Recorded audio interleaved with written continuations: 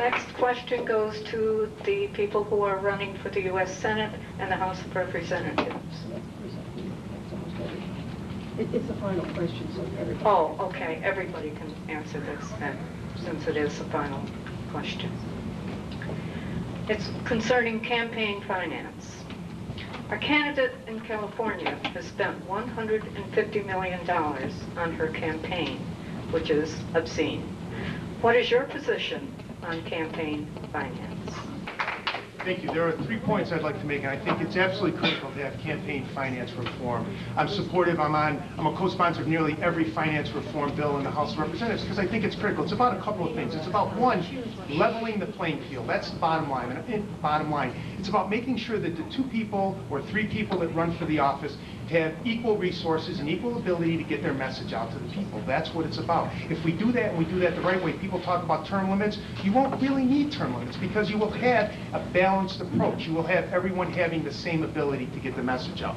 I think that's critical. The other thing we need to really look at is, what we call the 527s or the independent expenditures. I mean, you see, there's a company that's running, there's a group, Progress for America, that's running ads against me this time. Those are people who represent interest of free trade. I voted against a number of the free trade agreements. Those are people that are putting huge money in against me because they don't like my position. And no one knows who they are or what they are. That's something that we really need to fix. That's something that we need to make sure that, and I supported the Disclose Act, which would at least say, look, we have no problem with their First Amendment rights. We support them, but we should know who's putting these commercials up.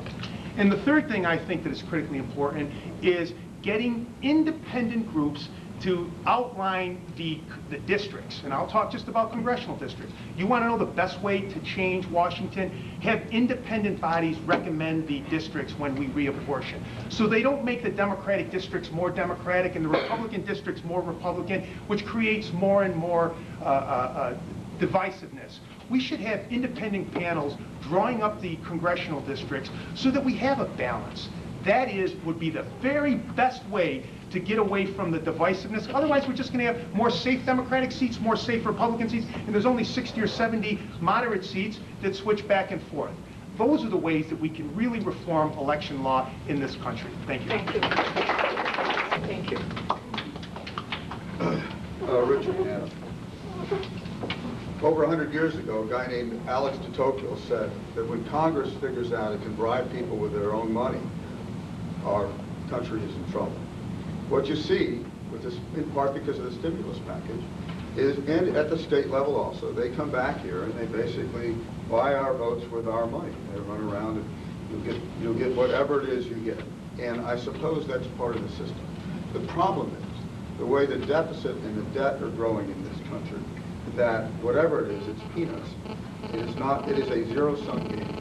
We are mortgaging our kids' future, and we do not get competition in government. We need campaign finance reform. 80% of, and I agree with virtually everything Mr. Arcuri said in that regard. 85% of my money comes from within this district, the contribution.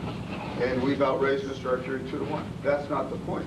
The point is, you can follow the money, and you can determine the votes. People should be disturbed by that. Your vote should not be for sale. Your Congress, your state government should not be for sale.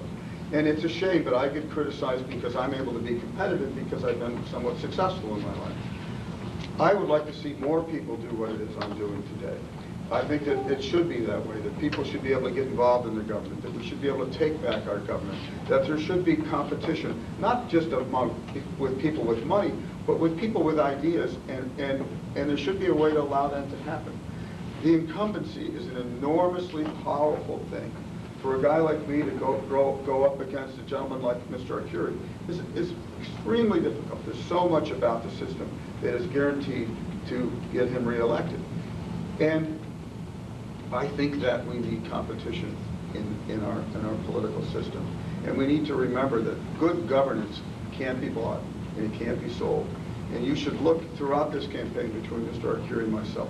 Pay attention for the next month.